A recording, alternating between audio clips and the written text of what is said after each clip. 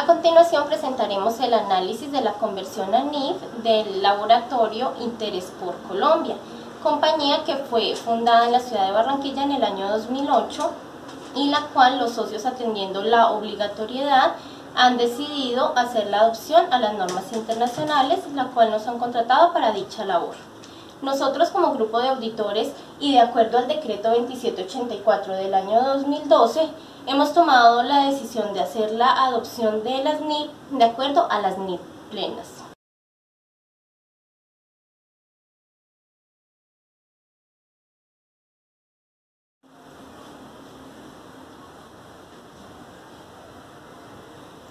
En el rubro de inventarios nos encontramos que la NIF 2 nos define un inventario como activos poseídos para ser vendidos en el transcurso normal de la operación de la compañía, además de estar en proceso de producción con cara tal vez a una venta futura, o también puede estar en forma de materiales o insumos que pueden ser consumidos dentro del proceso de producción o en el suministro de los servicios.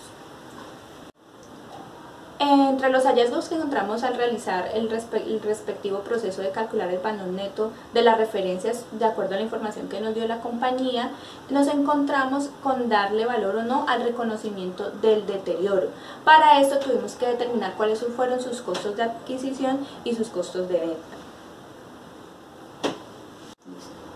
Se verifican estos costos correspondientes y tenemos que entre los costos asociados nos encontramos con el transporte desde el origen de los productos hasta la bodega de nuestra compañía, además de un alquiler de contenedores, inspecciones y vigilancias que fueron necesarias para adquirir los referencias. En el costo de venta nos encontramos que se tiene que tener en cuenta una nómina de ventas, comisión por ventas y el impuesto de industria y comercio. Se visualizan los totales que se pueden apreciar en pantalla, teniendo en cuenta que los inventarios se valorizan al costo o al valor neto razonable, identificando cuál de los dos es menor a este. Para esto tomamos una medición inicial y una medición posterior, teniendo en cuenta que de acuerdo a las políticas generadas por la empresa, hubo un gasto por baja de inventario de acuerdo a una obsolescencia. Recomendaciones. Teniendo en cuenta que la norma nos indica que un inventario se clasifica como tal siempre y cuando tenga rotación, nos encontramos en la información suministrada por la empresa que hay inventarios con referencias desde el año 2011, por lo que estos se pueden calificar como obsoletos de acuerdo a su fecha de caducidad. Se recomienda tratar políticas contables para el manejo de inventarios en los que se verifiquen de manera física lo que se contraste con los libros para recomendar si es necesario dar de bajas por pérdidas, por daños o por obsolescencia. Para esto se constituye un modelo de depuración de saldos en el que identificamos y en el que cumplimos la norma de acuerdo al estatuto tributario en el que se dan de bajas estas referencias. Activos intangibles. De acuerdo a la NIF 38, los activos intangibles son identificables, no monetarios y carecen de sustancia física. Aparte, la empresa espera recibir beneficios económicos futuros y tener el control sobre ellos. A partir de septiembre del 2019, la empresa ICSA ha adelantado gestiones de negociación con una de las prestigiosas EPS del país para ser el proveedor de un laboratorio virtual de todo el territorio colombiano. La propuesta que presentó la Gerencia General es la siguiente: un contrato de prestación de servicios a 8 años por un costo total de cobertura nacional de 1.063.312.600 pesos, IVA incluido. De acuerdo a la propuesta anterior, hemos hecho una fase de distribución de la siguiente manera. Al gasto llevaríamos contablemente por fase de investigación del proyecto un total de 35.720.000 pesos. Y un activo no corriente por la fase de desarrollo serían 963.356. El pasivo, las cuentas por pagar, sería el total por el proyecto de 999.076.000 pesos. Esta distribución la hicimos de acuerdo al numeral 56 de la presente norma, el cual nos muestra las definiciones de la fase de investigación y desarrollo. De acuerdo a los activos intangibles de la empresa ICSA, podemos concluir que al 31 de diciembre del 2018, que estamos haciendo el análisis nuestra compañía, no se puede evidenciar un impacto sobre la información financiera de esta. Realizando el análisis de la propuesta entregada por el gerente para la adquisición de 5 vehículos a través de la modalidad de contrato de arrendamiento, 3 camperos para los trabajos realizados en campo y 2 carros deportivos para la gerencia. Al determinar la tasa de interés implícita de estos contratos nos da que es una tasa del 0%. Esto significa de que la empresa no va a tener un costo financiero en esta negociación. El total de los contratos suman 295 millones sin ningún costo de intereses, de acuerdo a esta negociación. Quisimos hacer un análisis comparativo con otro banco, que es el Banco Finandina. Este banco ofrece una tasa del 10.56%.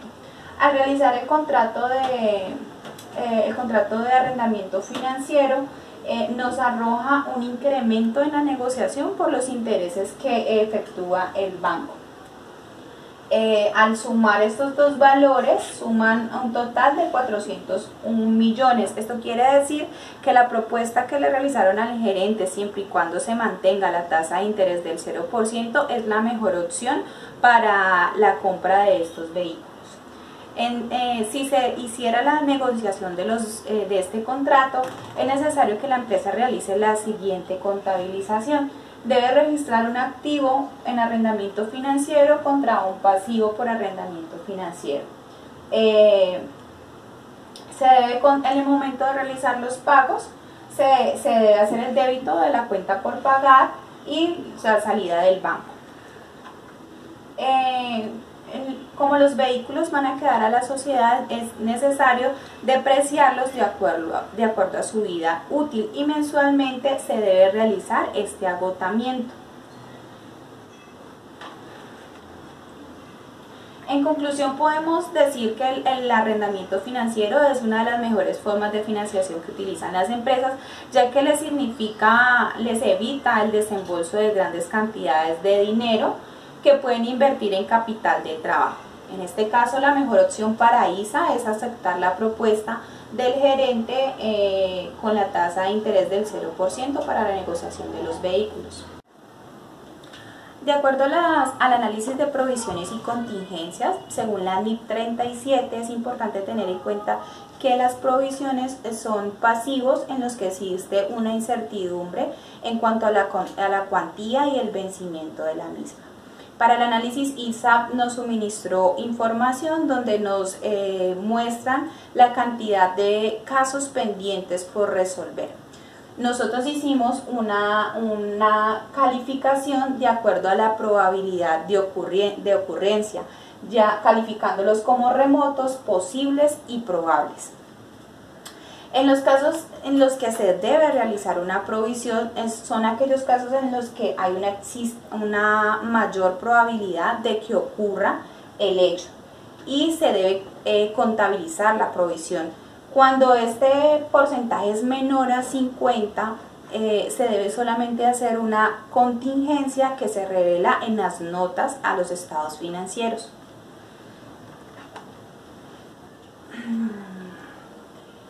De acuerdo a la información suministrada por ICSA, el reconocimiento de esta provisión va a generar un impacto en sus estados de resultados, ya que va a generar un gasto por estas provisiones y se van a ver afectadas directamente sus utilidades. Como recomendaciones, es necesario que la administración haga cortes preventivos para evaluar los avances de cada uno de los procesos evaluados a la fecha y poder así hacer los ajustes correspondientes. En este cuadro podemos mirar la contabilización por provisiones laborales y la contabilización por provisiones comerciales, que fueron aquellos casos en los que la probabilidad era mayor del 50%. En los casos en que esta probabilidad era menor, se hace la respectiva revelación en los estados financieros.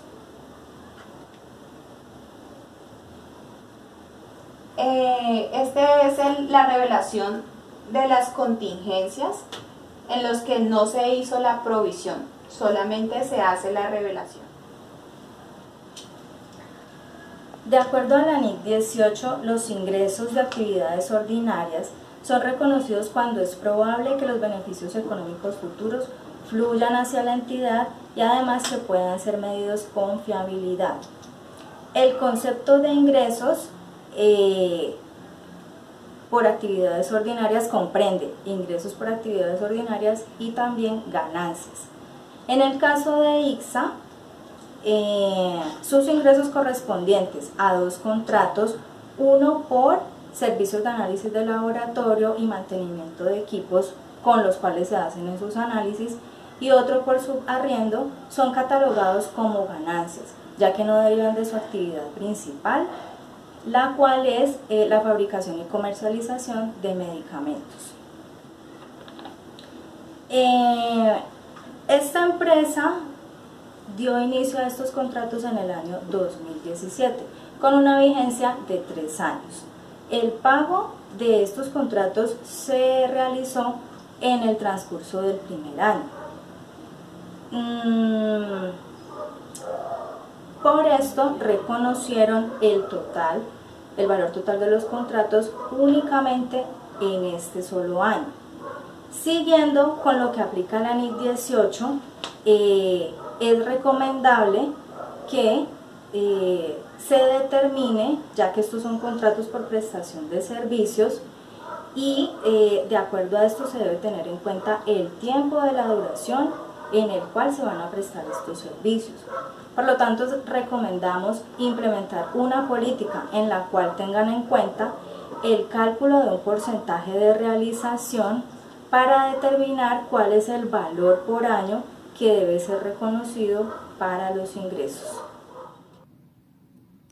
Buenas tardes. Ahora vamos a hacer un análisis de la propiedad, planta y equipo de la empresa Interesport Colombia S.A.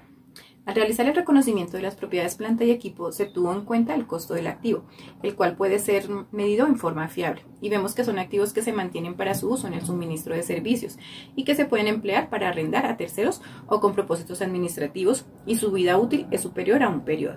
Así que todos los activos que posee la empresa cumplen con los criterios de reconocimiento establecidos por la normatividad. Vemos que cuentan con una serie de lotes, son propiedades que no los está explotando. En el ESPA, la medición inicial se realizó al costo reevaluado de los activos. Como política de la empresa, la medición de los activos será el costo atribuido. Este método incrementa los valores patrimoniales de transacción al incluir su valorización, y la utilidad, por lo tanto, va a disminuir considerablemente, ya que el gasto por depreciación va a ser más alto. A continuación se realiza un análisis con el fin de observar por qué la empresa decidió adoptar el método del costo reevaluado de los activos y qué afectación tiene en su patrimonio. Vemos que el método del costo depreciado no incluye la valorización, solo permite los costos menos la depreciación acumulada. El método del valor razonable, aquí vemos que únicamente incluye el costo, las depreciaciones, y este sí incluye las valorizaciones, así que obviamente los valores patrimoniales se van a incrementar y por lo tanto la utilidad va a disminuir, ya que el gasto por depreciación es más alto. Bueno, en los análisis que hemos realizado vemos que la empresa opta por el método del costo reevaluado de los activos porque utiliza la metodología del 2649, ya que resulta más fácil para la transición a las NIC. De acuerdo a la norma, únicamente puede escoger entre este método y el método de valor razonable. En este caso vemos que por el método de valor razonable el valor patrimonial de los activos es más alto que por el método del valor reevaluado. Sin embargo, la utilidad sería menor y se generaría menos utilidad si se hubiese escogido este método, ya que el gasto por depreciación en el método del valor razonable es mucho mayor al valor reevaluado. El método del valor razonable debe contratar firmas especiales en atender valuaciones, peritajes, comportamientos de mercado para poder demostrar el valor razonable de un activo. Para la medición posterior de la propiedad, planta y equipo, la NIC 16 nos dice que estas propiedades se miden al costo o al valor razonable en el grupo 1 y que todos los activos, sean terrenos, máquinas, oficinas, deben aplicar el mismo método. En cuanto a las pymes, el grupo 2 aplica la sección 17. Dice exactamente lo mismo. Es así como la empresa en su política contable decide escoger cuál de los métodos va a utilizar. Para las microempresas, el decreto 2706, que está compilado en el 2496 del 2015, dice que solo es permitido el modelo del costo para la medición de su propiedad, planta y equipo, y no está permitido el modelo del valor razonable. En este análisis de componentización vemos contablemente lo que dura el activo y en cuánto tiempo debemos invertir en nuevos componentes que mejoran la vida útil del activo. Aquí vemos que el gasto en 2649 es mucho mayor que el gasto que hay en NIF. Bueno, y por último vamos a hacer un análisis de la vida útil, las cuales pues obviamente afectan la depreciación contable y la depreciación fiscal. Hay que tener en cuenta que la vida útil es el tiempo que voy a utilizar un activo. Es el tiempo en el cual la entidad espera obtener los beneficios económicos derivados del activo. Fiscalmente, los activos, todas las edificaciones, tienen una vida útil de 20 años, de acuerdo al decreto 3019 del 89. En norma local se ha depreciado más en referencia a la fiscal y no a su vida útil real. De acuerdo a los nuevos marcos normativos, la depreciación de propiedad, planta y equipo se debe ver con un enfoque financiero. Determinarla con base en el uso esperado del activo, en el deterioro anual esperado, en la obsolencia técnica y comercial y limitaciones o restricciones legales. Es decir, que la vida útil de cada activo depende en realidad de su uso. En este caso se utilizó para la vida útil la tasa máxima de depreciación a deducir anualmente, que es el 2.22 y equivale a 45 años. Observamos que la vida útil fiscal tiene un impacto significativo en la propiedad, planta y equipo, ya que vemos que en la parte contable se disminuyen el valor de los activos, siendo su depreciación acumulada siendo su depreciación acumulada en el 2649 tenemos que hay una depreciación de 220 millones. Es mucho mayor que la depreciación que hay en NIF. Como consecuencia tendremos un gasto por depreciación en 2649.